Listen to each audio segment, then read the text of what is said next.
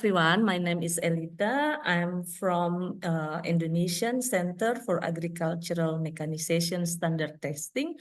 Previously, this institution, namely Indonesian Center for Agricultural Research and Development. This institution is under the DG of Indonesian Agency for Agricultural Standard. This agency is under the Ministry of Agriculture Republic of Indonesia. So what I want to discuss today is our experience.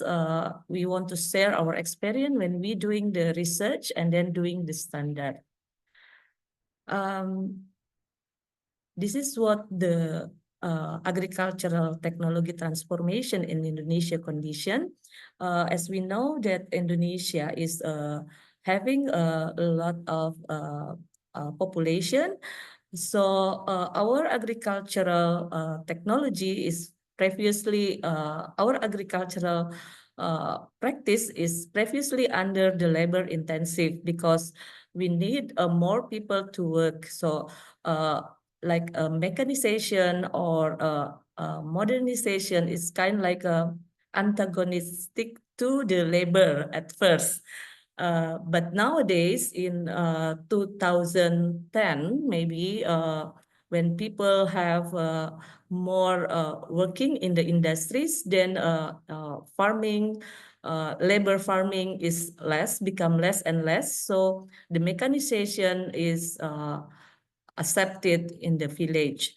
Now we are moving from mechanization since then, and then in 2019, we tried to introduce, as a government, we try to introduce to modern farming. What is modern farming? We try to introduce more modern agricultural mechanization, including the precision agriculture, the smart farming, that it is under the Indonesian Act number 22 year 2019 that Indonesian sustainable agriculture farming should consider ecosystem mitigation and climate change adaptation to build an advanced, efficient, resilient, and sustainable agriculture.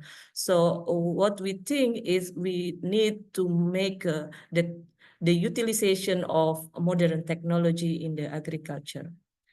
So we try to introduce to more farmers to precision agriculture and smart farming, and then we want to make it more inclusive to the farmer. So this is what we call as modern agriculture. It is a new paradigm agriculture development in Indonesia. Before is labor intensive and then mechanization, and now it's also included with information system. So mechanization is based on mechanical, but now we also try to adopt information system to the agriculture mechanization. What we want to achieve is increasing productivity and ensuring food security, independent and sustainable. This is the transformation of agriculture technology that we refer to. Previously, it said that from labor intensive in developed country to mechanization. Actually, 1920, it's already moving from mechanization in developed country, but not really in Indonesia. It's not really inclusive. It's only like for estate farm, using the big tractor and then big agricultural machinery. But for more farmer in staple food like rice, farming, usually they still use labor intensive until 2010. And then in 2010, we try to introduce more mechanization. And then try to move also to sensor technology in 3.0, and then now we already use 4.0. And I heard now we already moving also in developed country to 5.0. Maybe we should also in ASEAN countries should more catching on this. And then what we try to do from moving from labor intensive to mechanization, actually in Indonesia is more with government intervention. So the transformation from subsistence to mechanization is highly introduced by our government. We subsidy the agriculture machinery we give to the farmers. We give to the farmer a subsidy of pre-harvest and post-harvest machinery. And then we also develop the organization of farmers to change their, not only their, farming system, but also their social system.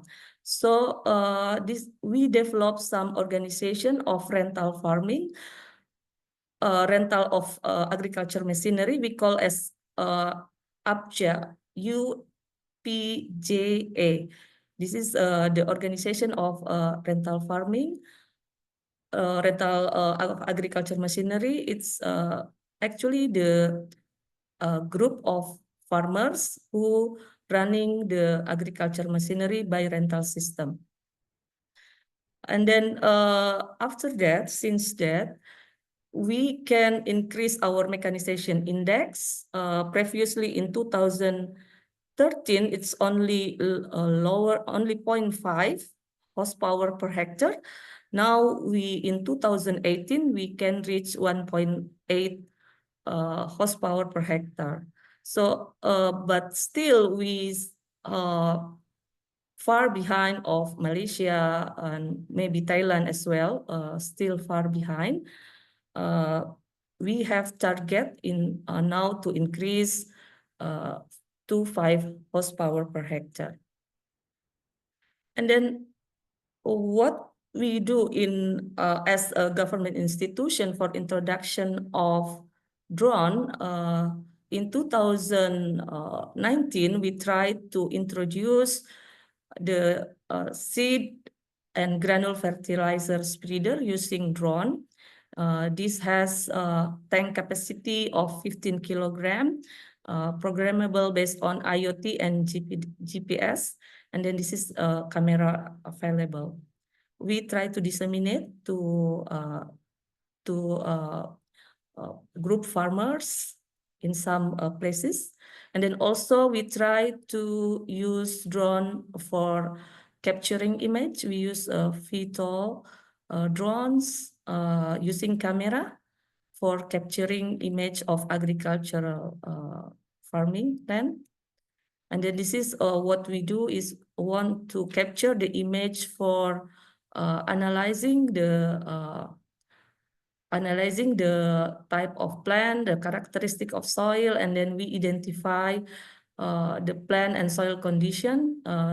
Based on the image, we can capture, we can analyze for plant health, nutrition, weed, and then environmental stress.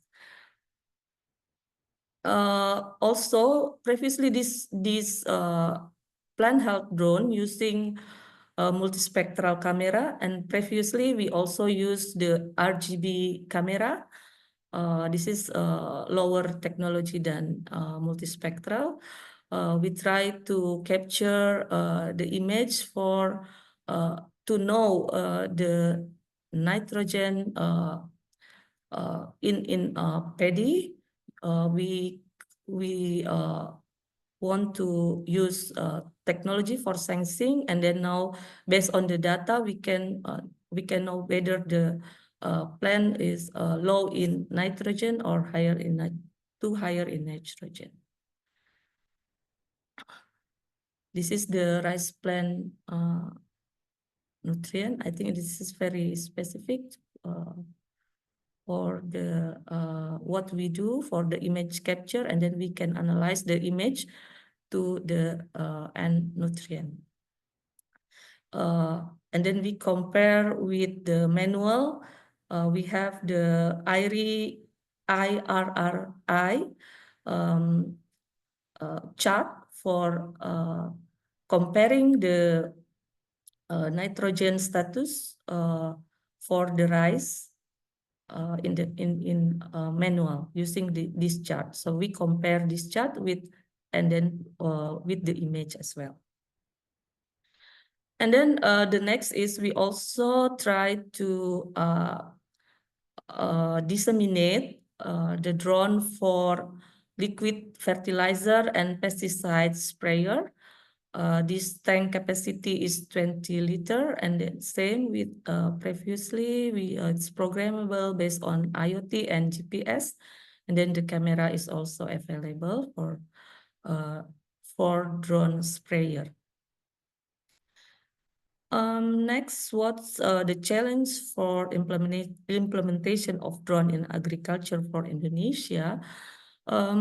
Actually, the majority of farmer in Indonesia has a lower level of education, and then the age is over 45 years, and then they use internet. Actually, they use for mobile phone, but they don't get used to more application that is very difficult to understand, kind of like that. And then the agricultural land is also less than 0.5 hectares.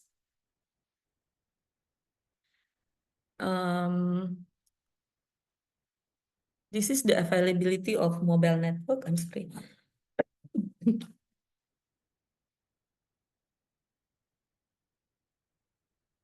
The availability of mobile network in rural area Indonesia also very low. But now the government try to have a more coverable of internet to the village using the sorry, using the village fund by the Ministry of Information and Technology. So this is our government effort, want to try to have more internet coverable within our area. You know that the Indonesia is not only land, but also we are like archipelago. We have a more island, so maybe the internet connection is one of our challenge for application of smart farming. Next, we try to sorting what is the problem of using drone sprayer. The use of drone is actually more safer actually than the use of sprayer, the manual sprayer. But the problem is it has a different standard operation procedure. So the new standard operational procedure for drone operation, it should be set. Then this is not set yet in Indonesia for using the standard operational procedure for drone operation by using the chemical. So this is our challenge now. And then the license operator, actually the Ministry of the Ministry of Transportation already have a law that the drone operator should have license. So this one problem has been sorting. And then what is the safety procedure during the operation should be clear area, and then the height of drone for specific plants, it's not set yet, because the operation of drone in agriculture different with the operation of drone for transportation and others. So I think this safety procedure should be also set together, maybe with ASEAN, under ASEAN, I think. And then how to handling the pesticide and herbicide. and then the minimum person of operator should be set up. What we try to do, our institution actually now changing from research and development into the agricultural standardization. So what we try to do is we doing the standardization, and then we doing the testing and certification for conformity assessment, and then we do also the technical regulation and recommendation, and then we try to making more research, but the research for adaptation and then also the harmonization. I hope with this meeting we can have harmonize our standard or operation procedure within the ASEAN countries. So we have the technical committee for national standard for field of agriculture infrastructure. What we are doing here, we draft the standard for agricultural machinery. So under our technical committee for national standard, we already draft, and then it's already apply now the standard for drone sprayer. So this is the standard for drone sprayer in Indonesia. This is still voluntary, actually. It's not it's still voluntary. So this is the standard that we set. This is Indonesian, so for further information in English, maybe you can contact me. This is the number of, this is the standard. You can access online to this institution. Actually, the standard that we set is really not really strict, because we still think that this drone can have more development in technology. So this is just like a minimum standard. Like ada here is mean available, only available. We don't set any number here.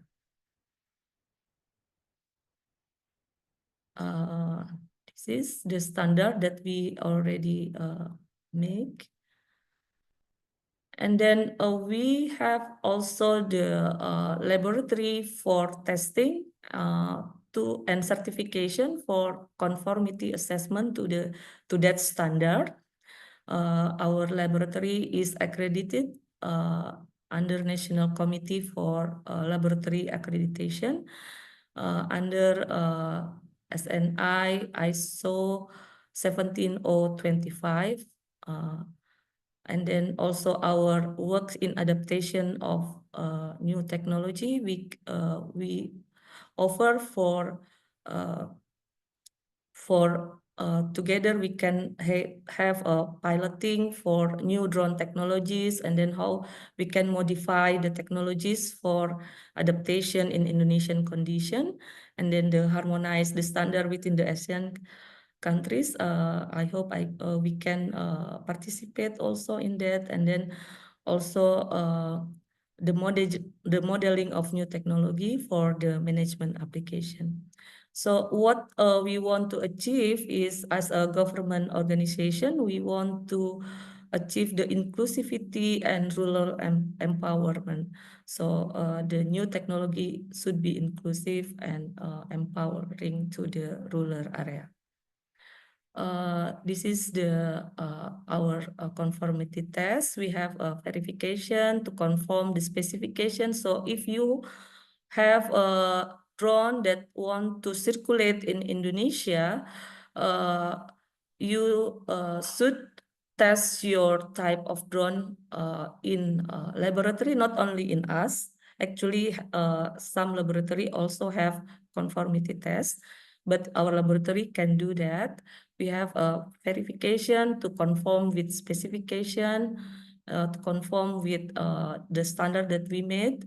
And then we make a laboratory and field test. And then for your information, also the manual book that you have, if you want to circulate in Indonesia, you have to translate into Indonesian, and then the safety or sign for safety handling should be available for conformity assessment. And then what we still want to do for the next future, we still want to do, if you have your product, you can have product testing in our institution as well. Either it's for research or either for circulated in Indonesia. And then also we also welcome you when you want to collaborate with us for doing the safety procedure. Actually, in this year we have a collaboration with CropLife for doing safety and safety procedure for drone operation using the using the chemicals. And then also, if you want to propose new standard or a revision for the standard, we welcome under our technical committee. For further information, you can see our website, and then for how to apply your product for testing, you can also apply via online here. This is our link for application when you want to apply of testing. This testing is for circulation in of your drone if you want to selling your drone in Indonesia. I think that's all my presentation. Alison, thank you. Alita, thank you so much. That's a fantastic presentation, and it gave a very good overview of your work and the work in Indonesia. So thank you so much for presenting that. And I have some questions then for you. You covered a lot of topics, so let's see how we go. I want to go back to something at the start. You talked about, I think it was called the UPSA, where a group of farmers who manage machinery rental. I think you gave an example there. Does that work for drones as well? I mean, how are they able, I know they may have bigger machinery, but are they also having a drone rental service as part of that? Or how are farmers accessing drones? Actually, drones is not yet spread like to the UP Upja. I can say in Indonesia Upja. Yep. Yeah, it's not yet, but this year, this next year, our government want to give to them the drones, and then they want the Upja can operate the drone for the inclusivity of the utilization of drone. But actually, the private rental company, it's already operate in Indonesia for the drone rental system. And then maybe Mr. Jahtamal a couple days ago attend our meeting, and then he knows who's already have the rental system, the private sector renting the drone in Indonesia. Excellent. And do you find that farmers, do they like using drones? Have you had any feedback from the field? Yes, actually it's still new technology. So, but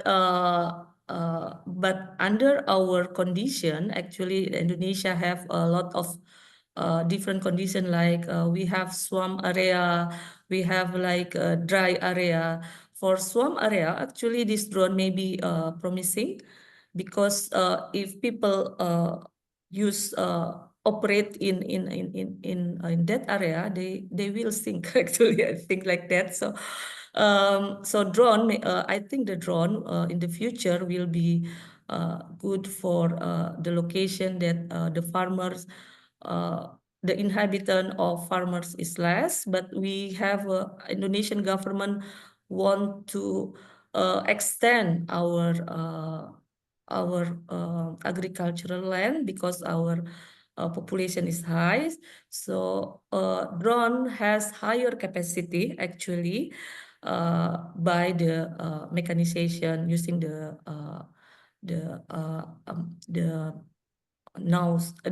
machinery that operate now. But the problem is actually is the battery. I think will be the future will have a good technology for the battery.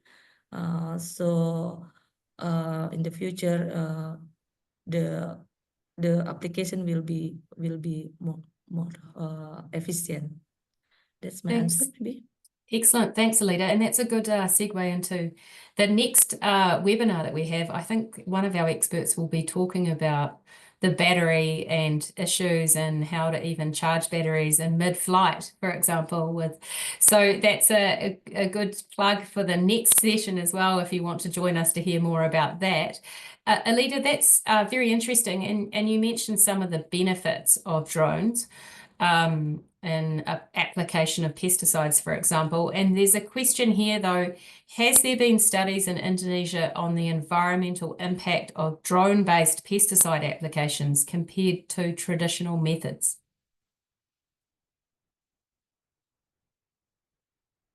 That's still under research, I think. But we know that the use of drone has higher capacity, and then also, I'm not the plant health scientist, so but under the information of CropLife, that is better than the manual. The impact of health for manual sprayers is actually more hazardous, but the farmers it's already get used to. But in the future, maybe for their lung or kind like that, their health maybe not good. For drones, it's actually promising. But the information now, it's still what is the cost? Because the cost of drone itself is still expensive, I think. Yeah. And then the use of chemical in drone, it's different with the use of chemical in conventional sprayer. Maybe the use of I'm not sure, but the use of chemical for drones may be more heavy or more what kind? It's more I think it's different. I think they said it's different. So in terms of it's more it's better or not, because I'm not the plant health person, it's still under the research, they said, in Indonesia. Excellent. Okay. And here's another question. Do you have an example or is there some work on using drone for seeds? I guess for seed application? Can you For seeds. So do you know if anyone's using drones for, I guess, a range of other, or are you looking at other applications for using drones other than fertilizer application or pesticide application, for example, seeds, planting seeds?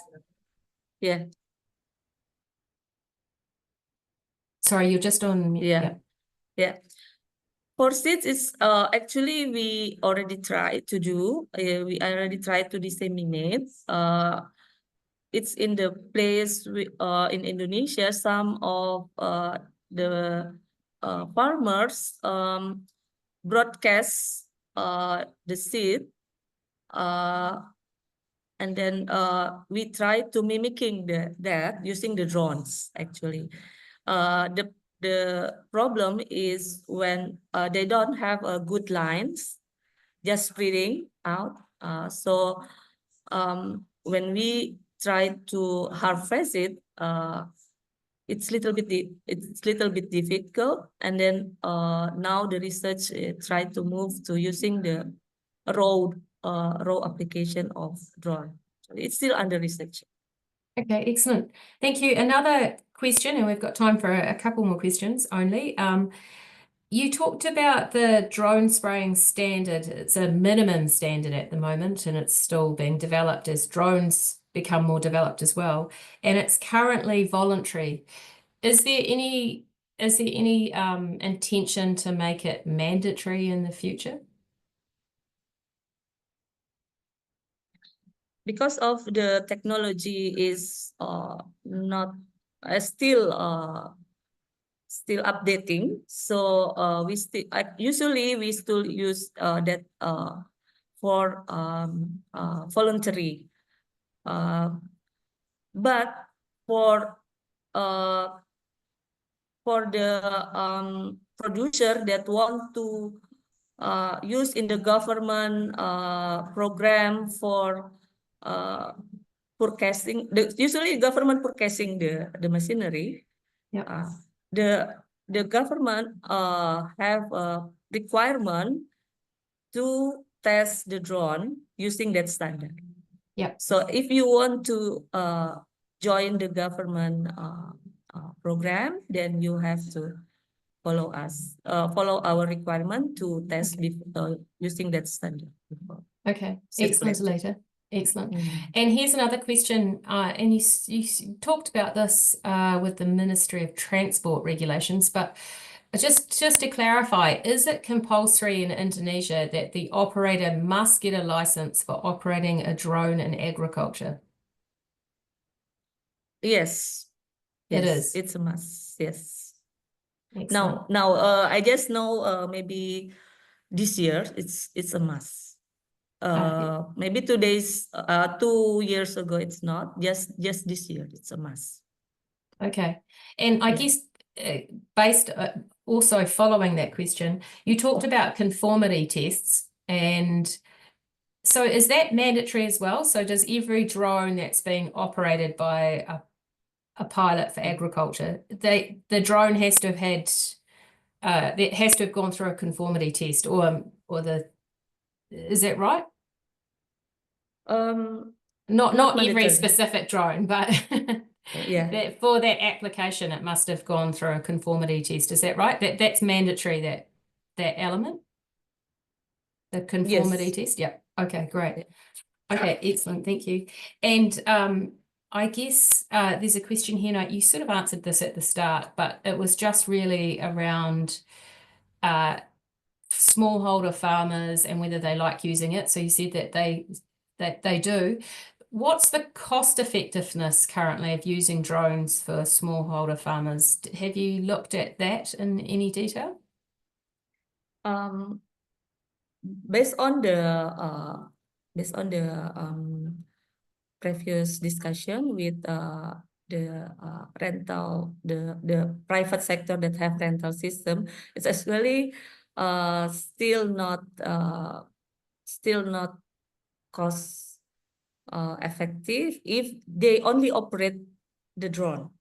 They should operate the drone with other machinery, then it will be cost effective. But I think it's because of the investment cost. So if the drone can have cover more area, then maybe it will be more economical.